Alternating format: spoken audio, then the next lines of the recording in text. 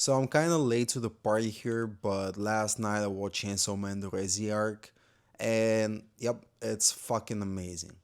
But it got me thinking about something else, and why is this so much better than pretty much any animation that's been produced in the West? And there's quite a few reasons. Now, first is going to be the quality.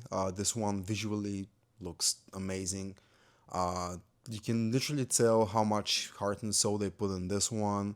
And yep, it just shows like from the way it looks, the aesthetic, the atmosphere, it's just perfect. Now, that's not really the case in most Western animations. Now, of course, there's some really good ones, but that's like 10-15% of them. Everything else is just pretty much just content, and I guess their goal is really just to keep you seated and you watch and consume, and that's it. Just nothing of quality. Now, second is going to be story. So this movie now really might not really work for you if you haven't seen the series. But Denji is someone who has very tragic and difficult past. But he is really well developed in the movie and the series, unlike most Western characters that, if they're very tragic, they're also going to be very strong, very smart, some type of a genius. That's pretty much how it goes. Yeah, we've been fed that for so many years, but that's why now we can see how many people like the changes and just something that makes character more interesting. And example on top of my head is going to be the absolute DC universe. Look how well Batman, Absolute Batman, and Absolute Superman are doing in these new series that DC just created. Now, to go back on Denji's past, as I said, he is very tragic, and pretty much his origin is he lives in poverty with his mom, who actually dies from an illness, and after his dad dies too, he inherits all the debt that his dad owns to Yakuza. So what does Denji needs to do to reduce this debt? So he sells an eye and a testicle. But that's not enough for them, so he starts to work for them and he starts killing devils with his devil best friend Puchita. But guess what? After everything, Denji is not the smartest one. He's not some type of a genius. He's not the sharpest tool in the box. Denji is someone who can even write or he can't even read, and he like all he thinks about is just jam on bread, normal life, and boobs. And that really works in this anime. It just makes him like very very interesting. Speaking about being interesting, he is not the only one who is interesting in this series or in this movie.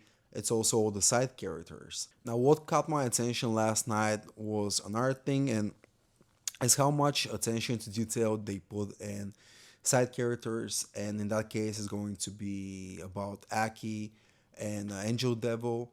So they share some really interesting moments. It's mostly dialogue, but the same amount effort that it's put in the main story, it's also put in the side story with these two characters.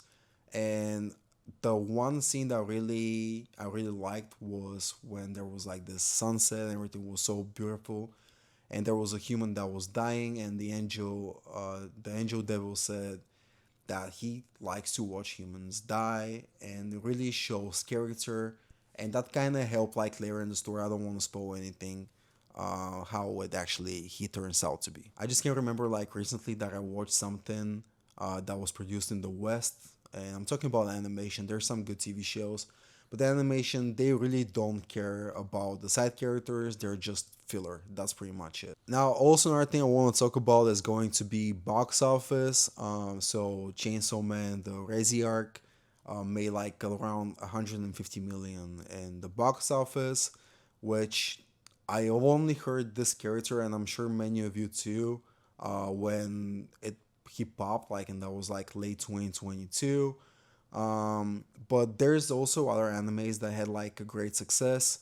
One of them is going to be Demon Slayer. Now, the first movie, the Mugen Train, or whatever it was called, came into 2021 and made like close to 500 million in the box office. But the new movie that just came out this year called what was it like Infinity Castle made 800 million. So they're like pretty much slowly taking over the world. Now I'm pretty new in anime. I started watching kind of like mid 2022, and it's been great. It's been very entertaining. I just love it. Like they got some great series, and also great movies. Of course, before that I've only seen Akira and Ghost in the Shell, but I guess who hasn't? But I pretty much kind of I was very like bored of just watching like this whole DC Marvel animations. They just got really boring. Also some other animations too, but they're just more like focused on kids.